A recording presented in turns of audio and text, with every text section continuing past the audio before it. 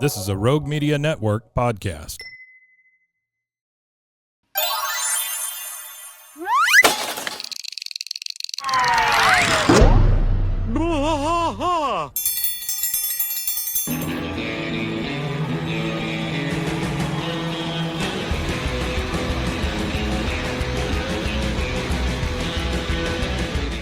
Hello there. Welcome to Boah. King of the Hill podcast. I'm Mike. And I am Rusty. He's still rusty. Still that one. Welcome to That Ain't Right Friday, where we do some King of the Hill adjacent news and then talk about milk and things like that. Milk. First thing I've got is by Tyler Kamenetz. He's a features editor, and boy, I don't remember where I printed this from, but that's okay. Oh, I think it was Houston Chronicle. It says, Absolutely. why this King of the Hill character would be heated about Buc-ee's. There's at least one thing Hank Hill would hate about Buc-ee's. Oh, hate about Buc-ee's? I think Hank would love Buc-ee's. No, Hank would. No, you know what? The reason why Hank would love Buc-ee's is because they pay fair. Mm-hmm. As far as they do. Most gas station or truck stop jobs do. They pay pretty well, and it's very regimented in how it's ran. It's a very organized space. Right. Bathrooms are the only bathrooms you could walk in and guaranteed there's not piss and shit all over Their the walls. Their bathrooms are beautiful. Yeah. Like, it's the only place that I'll just sit on the toilet without inspecting and doing 45 minutes of prep before I sit down. The other thing about their bathrooms, the doors go all the way to the floor. All the way to the floor. HEB does a good job of that as well. Yeah, they do a pretty good job. Yeah. Okay, so it says, no one on God's green earth loves propane as much as Hank Hill. Despite the fictional character from King of the Hill being a proud Texan, his deeply rooted love for propane could be the reason he has beef with an iconic Texas-born business, Buc-ee's. So they talk about how you can get hunting blinds there, you can get lawn chairs, you can get sodas and drinks, and you got the giant thing of sodas, you got beef jerky, you got sample bites, you got bedazzled cow skulls, life-size Buc-ee the beef. They got everything, right? And Hank Hill, I think, would absolutely love that part. However, I think so too. However, if you go on the official Buc-ee's website about their gas stations or their pumps, it says the gas station and convenience store giant, quote unquote, does not sell propane. Oh, they don't sell propane? That's what it says. They also don't let big trucks in their driveways either. Yeah, I said they reach 18-wheelers can't stop. Like, it's funny because sometimes you'll see on social media pages and stuff like that, truck drivers bitching. They're like, man, I just wanted to pull into a Buc-ee's for 5 seconds to take a piss, and they would tell me I had to leave. And I'm like, they wouldn't even let you piss. And like, they're really, really strict. They're really strict about it. Yeah. If you pull up in an 18-wheeler, you won't make it to the door before an attendant is running out to you saying, hey, you got to get your truck out of here, bud. This is not for you. This is for travelers. Because they do, like, I mean, well, you're flying J, they need to separate them. Do a good job. They do that, and that's what I love about Buc-ee's is they had the great idea to separate the two. You could still go in there with an RV if you got an RV, but it's specifically for travelers. When there used to be so many different things, like, you know, on the old highways like Route 66 that were just for travelers. Things like that. Yeah, Stuckey's was Buc-ee's before Buc-ee's. Yeah. But they also had stuff for just travelers all down Route 66. Like, they had gas stations that were just for cars. They had things that catered just to car culture. And that's the reason why we have public transportation systems. Well, if you look at something because of that like car culture, but still, like I say, Flying J, those folks, they do a really good job with, like, QT truckers. does too. QT does a good QT job. does a good job with truckers. Well, without truckers, that's another non-trucker space. I think. QT has it completely separated on the other side. Yeah. You know, which is good. But like, some QTs, you go into a Flying J. The new one they just built on my side of town doesn't have a trucker. You go into Flying J, I mean, they got the showers. They take care of truckers. You know, which you need that as well. Yeah. So I like Buc-ee's. I don't understand the forbidden why everybody Flying J showers. I don't understand why everybody loves the. They need to so hire much, somebody from logistics, from Buc-ee's to Flying J, to get those showers to the same quality that Buc-ee's bathrooms are. You know that Buc-ee's does not sell any of their merchandise online. It's all in store, yeah. It's all in store. You know why they do that? There is a guy that goes and buys it from them by the pallet and sells it, and Buc-ee's is okay with it. because they don't want that business. They don't want to be in that business. No, they don't want. Well, and also being in that business too, I don't think really is. It takes away from their brand. I feel like because their brand is a traveling stop. So if Right. anybody could get their product, it's not as special as It's kind of like getting a. Standing at the like Arizona has that travel center at the border or whatever of Arizona, New Mexico, and you stop and they got T-shirts that say "I'm standing at the Arizona border." Like those shirts and those things, they're not meant to be ordered. Like I'm not meant to sit at home here in Texas and order I walked across the Brooklyn Bridge T-shirt. You know what I mean? Those kind of things are meant to be seen, kind of thing. Absolutely. Yeah. All right. The second one I have is I don't know what this website is. It's called Pajiba. Is that how you say that? Pajiba. Pajiba? I don't even want to try. Old school, biblically independent. Not sure what that means either. But the article is who did Hank Hill? Exciting. It does. Who did Hank Hill vote for in the last 3 presidential elections? This was written literally yesterday by Andrew Sanford. He talks about how he's impressed by the new season and how it's returning and things like that, because all of these have to address that part of it. Everybody's got to address it. Yeah. We're back. It says Greg Daniels, who co-created the show with Mike Judge, was recently asked by the Hollywood Reporter if Hank voted for our current president. Daniels noted that Hank would probably have some problems with a real estate billionaire from New York who has a gold toilet. He didn't stop there, however, as he went on to say, I don't know who he would vote for now.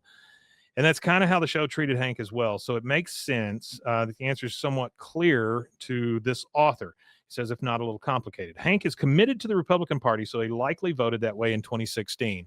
I think Daniels is correct in that Hank would have issues with the former host of The Apprentice because he was from New York. But hey, so is Hank. Hank was born in a bathroom at Yankee Stadium. New Yorker, a bathroom New Yorker. He was born in a bathroom at Yankee Stadium. And says part of the episode that happened includes Hank realizing he was born in one of the least favorite places doesn't make him any less of a Texan or American. It's part of Hank's charm. He often grows. That's really good. Says to that end, I could see him making a similar defense when he's going into the voting booth in 2016. There's a lot more not to like about that year's candidate for the GOP, but that doesn't mean Hank didn't square some things up in his head. Hank Hill is not a racist, not a bigot. And I can absolutely see him bristling at some of our current president's rhetoric. But he also thought that George W. Bush having a limp handshake was unjustifiable. Boy, have we come a long way. We have. Yeah, definitely. Regardless, here we are decades later, and Hank is fawning over the man because, they went to the museum and all that stuff. 2020 may have been a different story for a couple of reasons. Joe Biden feels more like the kind of left-wing politician Hank could get behind, if not strictly for his lengthy political record. Plus, if we're following the show's timeline, Hank would have been in Saudi Arabia at the time and could not have voted. Yeah, he could have. That's good. No, or he could have absentee. Yeah, right? absentee. Yeah, saving himself from any potential nerves or embarrassment. So they're saying he could have voted for Biden because he could do it with an absentee ballot. 2024. Let's not pretend that infamous attempted assassination and subsequent reaction wouldn't have blown some wind under Hank's sails. I think Hank is someone who would have taken January 6th personally, but plenty of people who did were still convinced years later the man who caused it wouldn't do so again. There's certainly a world where Hank privately voted left again, but I doubt it. There will be another season of King of the Hill, so maybe we'll get some of the answers to these questions. Yeah, hopefully. So I have not voted for a Republican or a Democrat in many, many, many elections. I vote for whoever else. And I know everybody tells me, you're throwing your vote away. I don't feel like I am, and it's my vote, so shut up. Fun fact. You couldn't buy my vote if you wanted to. Yep. I can't vote. Yeah, you can't vote. In federal elections, I refuse to vote for either side right now because I think that both of them are in the same bed, no matter what they say. I think that we are as close to taxation without representation as we have ever been. I don't think any of them have our interests at heart. It's time to put the tea in the harbor. It is time to put the tea in the harbor. It's time to put both parties to bed. I think there is no other better time to have a third party than now. I think, but the problem with these third parties like Green Party or Libertarians, which Libertarians I feel like I identify with the most, they're just not organized enough, and there's not enough money behind them. You know, that's the problem with I identify with Rastafarians the most. Rastafarians. Ja live. But like One love. Democrats and Republicans, you know, they've got these giant money machines behind them. That's the problem. It's money. You know, it's greed. It's power. So, representation or taxation without representation to me just keeps rattling around in my head. And I just want to play that's kind of dominoes where on we're a at. dock by the sea. I agree. I don't all want I to wanna have to do. think about all the shit that we're thinking about these Yeah. days. Also, Namaste. what I would Yeah. rather think about is the story I saw 2 days ago where a U.S. missile bounced off a UFO. Oh yeah, that's crazy, right? Yeah, I saw that. Insane. I watched that video like 100 times. Yeah, that was a crazy little video. And yes, we both saw it, but is it a big deal? No. You know what I mean? Like at this point in our Why are UFOs UFOs not that big of a deal all of a sudden? Because we're The getting government said, "Hey, UFOs are real," and everybody was like, all right, that's okay." Yeah. And it was just support. It was just society just immediately accepted the fact that there's UFOs exist. Yeah, and the government said, "Hey, they exist," and the crowd said, "Yep, okay." We live in some really weird times, guys, and you know, things like this show. Where were you when the world stopped turning? this show that we do, King of the Hill show, my stupid scam bait videos, things like The Office, The Paper. Those are the things I actually care about because I don't have to think about them.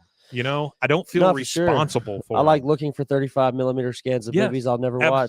Absolutely. And I think we all need to do that a little more often. Do the things you like to do rather than the things that society is telling you to do. Yeah, do whatever you want to do. Well, I don't know about whatever you want to do because that's within reason. Yeah. Now we're in a purge situation, but within reason. Obviously. Yeah, within reason. That's the thing. Search for 35mm movies that you've seen in 4K, and you'll never watch them in 35mm. You just want to say that you know where they're at. I think that the Predator in 35mm is pretty nice though. I bet it is. With the widescreen, it's just the colors look so good. They look so much better. Like I know that's the intended format for some of those movies because that's how they were filmed. You know, like we do a lot of this AI upscaling and stuff nowadays, and it does make newer shows look or older stuff look great. AI upscaling most of your videos now. Oh, they are? No, I didn't know that. Yeah. Yeah, either way. We live in some weird times, guys. Yeah, weird times. Weird times where and they're slowly showing us that we can't really believe anything we see. So just be careful out there. Love the people that are in your life. Love the things that you do. You only have so much time on this spinning rock, and you know, it's if you don't do the things that you love, then the regrets will follow you to the grave. And gotta do what you love. That's what I'm doing right now. You got to. That's what we're doing. That's what this podcasting is us doing what we like. Well, if anybody else wants to do what they like, how can they reach us? You could reach us at bwaakoth@gmail.com. Send us an email, or you could reach us on social media at bwaakoth. That's Instagram, Twitter, Facebook, all that stuff. You can and you should. Yep. All right. Well, we love you guys. Thank you so much for being here. Have a great day. Have a good weekend. Have a great week. Have a good one. And we will see you again on Monday. One thing left to say. We Matanye. We Matanye indeed, and love the people you're with.